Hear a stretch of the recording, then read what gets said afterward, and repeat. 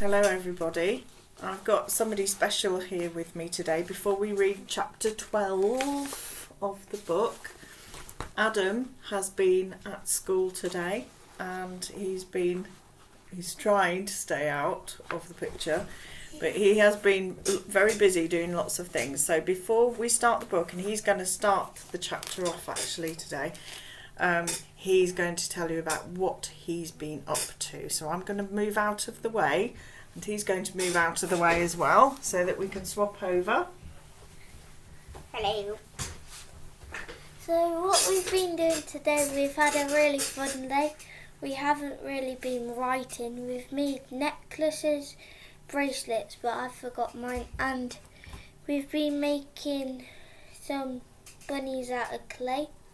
So this one's mine. I named it Jeff. Okay, alright. Have you been outside? Pardon? Have you been outside? And we've been playing lots of football and lots of other fun stuff. So now I'm going to read chapter 12 till there. So, however much I pleased and scoffed, nothing would convince Roxy Minto to that she had not had an encounter with a witch. Well done. Thank you very much, Adam. Okay, I'll let you get back to your work. Your workshop. I want to watch the rest of it.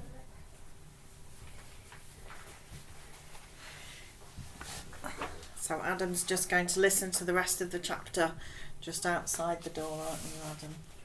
2 meters, that's right. If you're convinced of something, I guess it's easy to become stubborn about it if the alternative is admitting that you were wrong and a bit childish. Oh, actually, do you know what? We've started on the wrong chapter.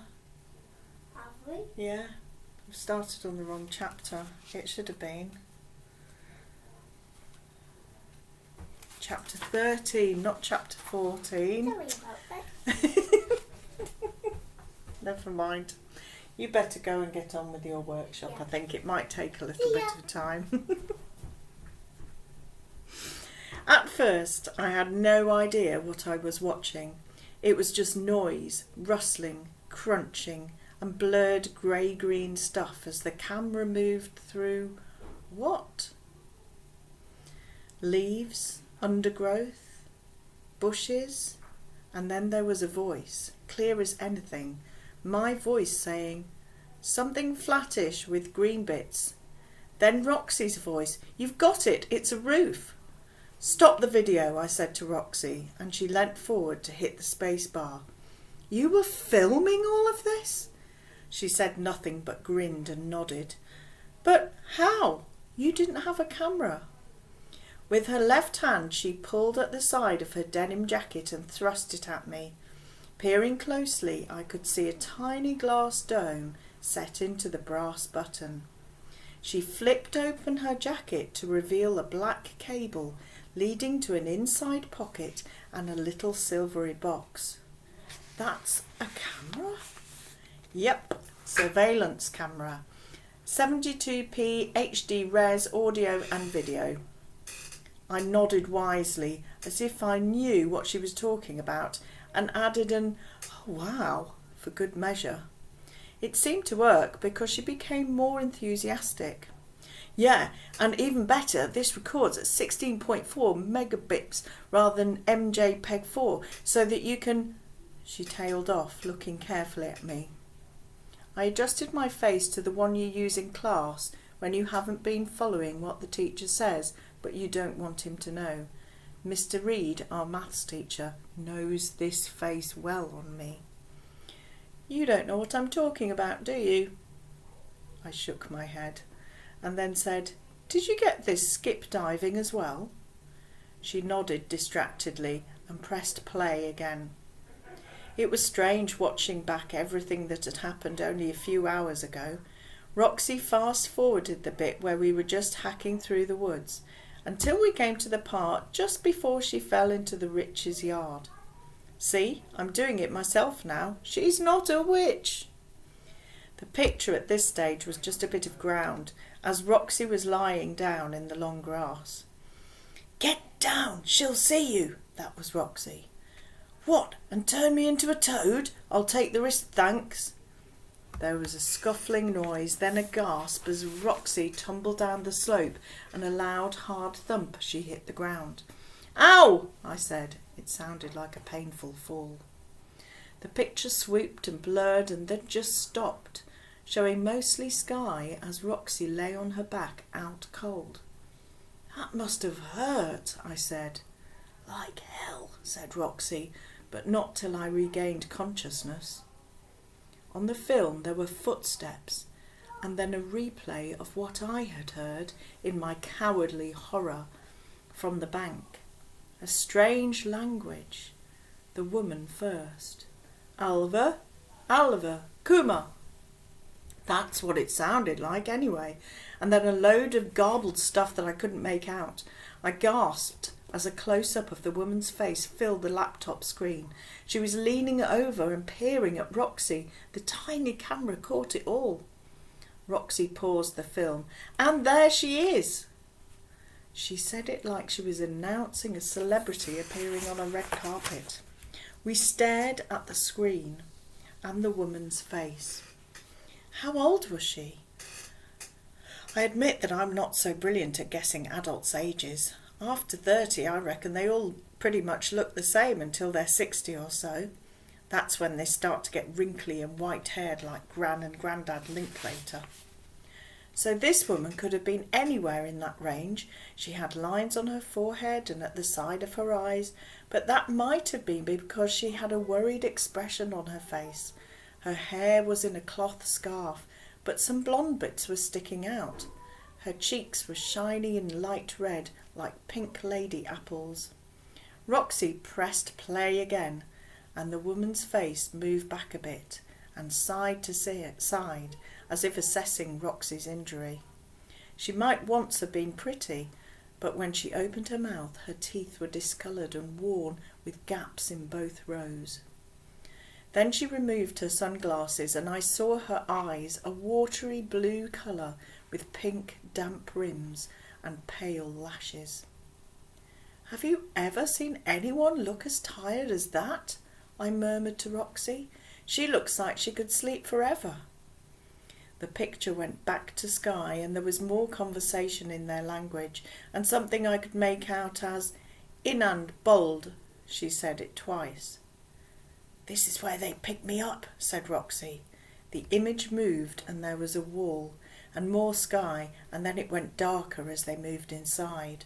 The picture went still again, and I could see what looked like the ceiling and a light hanging down. Hello? Hello?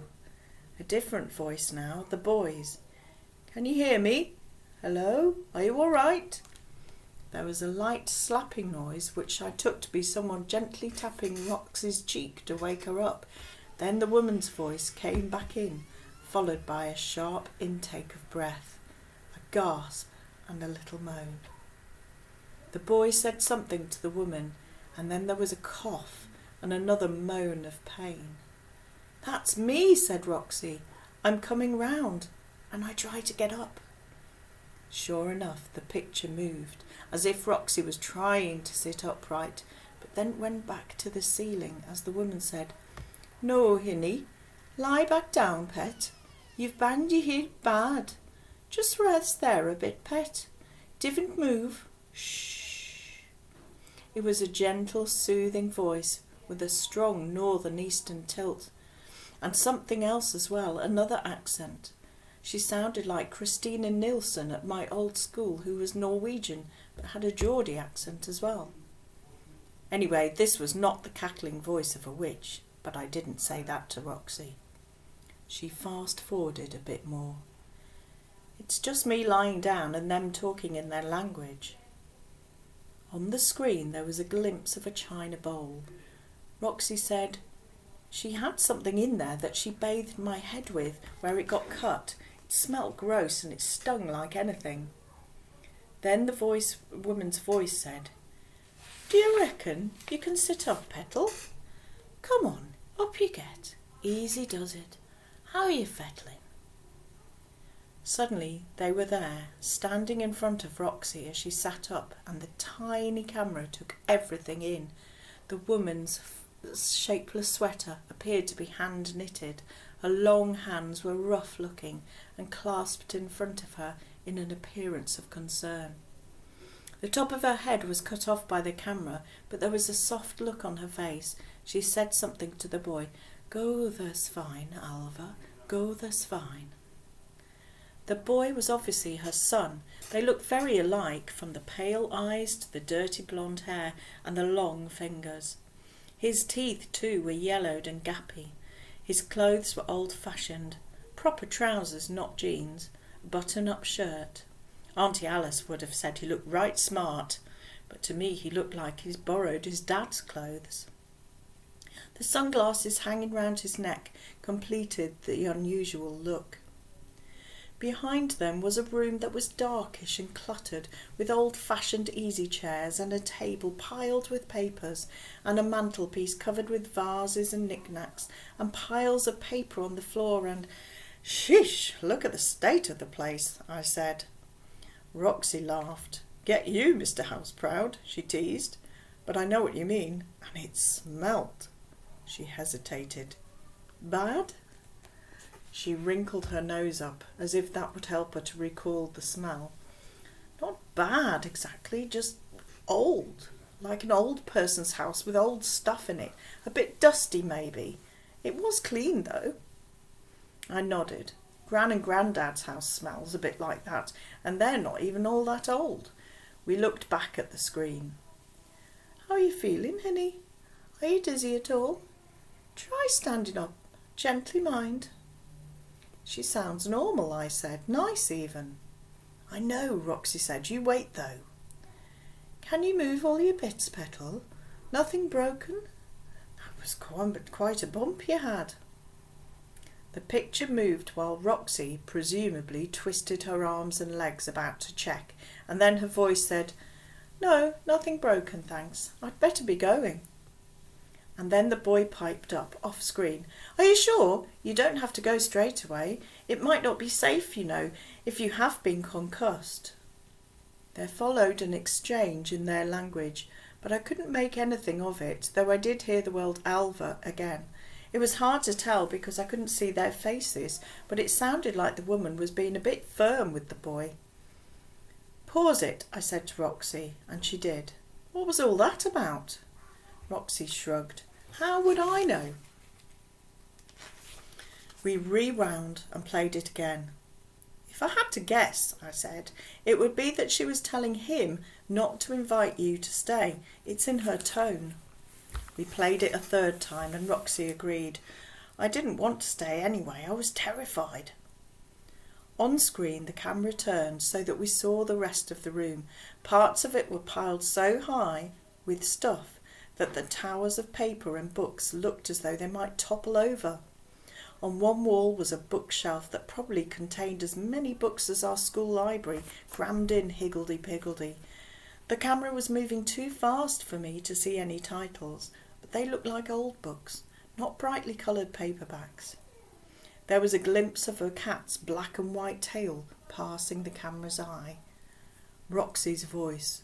I really have to go. Thank you." The woman stepped in front of her, and her face had become much less friendly. "But, Hinny, you haven't told me what you were doing. I mean, why were you on our property in the first place? It's clearly marked as private, and there are fences which you and your friend must have broken through." Your friend? Oh, aye, we saw him, didn't we, Alva?" The boy nodded with a pained expression on his face. It was clear he didn't like this new line of interrogation. We just got lost." The woman leant in close. "Did you now? Well, didn't get lost again, or I'll have the peelers on to you." Then she smiled, a cold smile that said, "I'm not being mean, but don't underestimate me."